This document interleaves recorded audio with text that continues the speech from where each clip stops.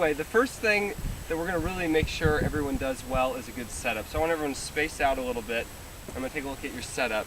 So yeah, everyone just get in your setup position. We're going to see how it all looks.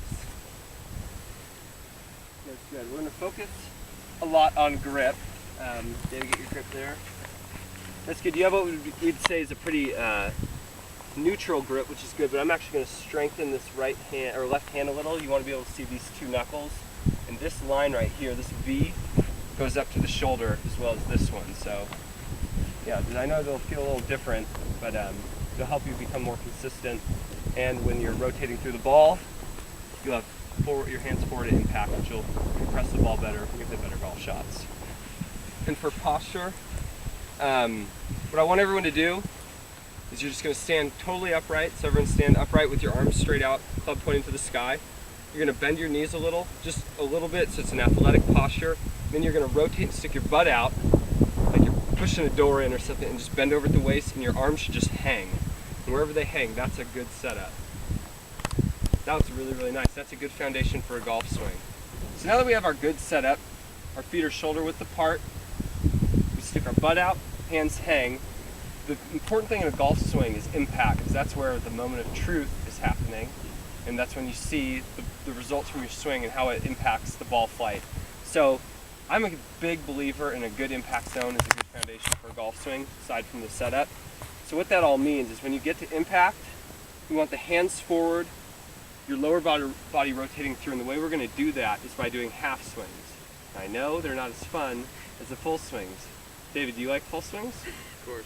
Of course? That's good.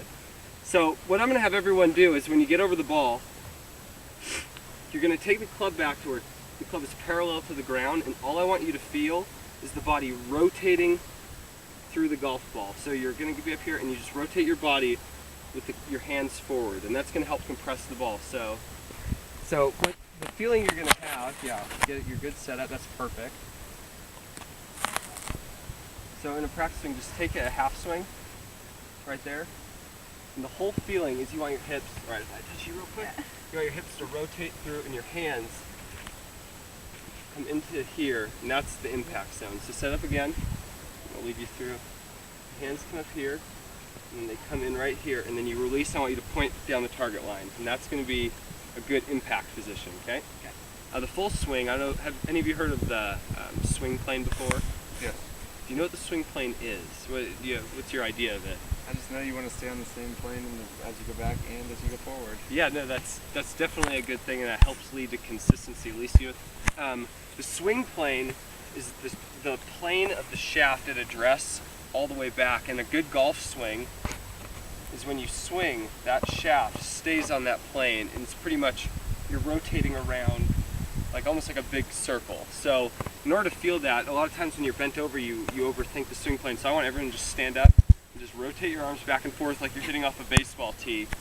So what that is going to get you to feel is this rotation around your spine, and that's really what the golf swing's about. So yeah, definitely stand straight up and pretend that there's a plane level with the earth. You're just rotating around. That's what the golf swing is. The only thing we add is a little bend in the hips. So once you do that, it's just a swing plane around your spine as well. Michael, how do you like it? Love it. The way it feels, it's smooth? Perfect. Yep. Well, let's go hit a few. So, Chip? Yes. I'm sure he's a very wise man then. I almost don't even want to change anything. So, choke up, Mm-hmm. and you keep your arms locked, Mm-hmm. and then it's just a brushing motion. Are you pretty good at chipping, would you say? No. Okay.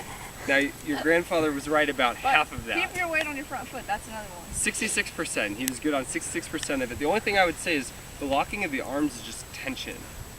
Okay. I don't know, in relationships, if there's tension, that's not good. If there's tension in anything, that tends to not be a very good thing. So what I actually would say to do is choke down a little, which you said, have your weight forward like you said, keep your arms relaxed and literally just rotate the shoulders.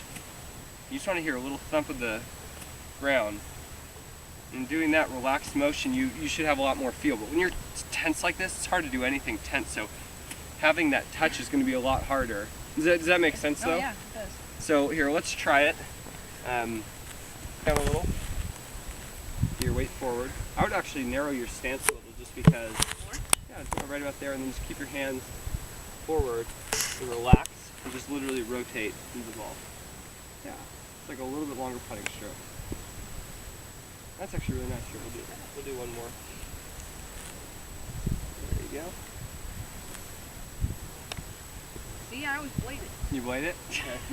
Now, a lot of that I will say from what I just noticed is you looked up, and when you look up, it pulls your shoulders up as well, and everything comes up. So stay down and just watch where the ground is and just hit that spot.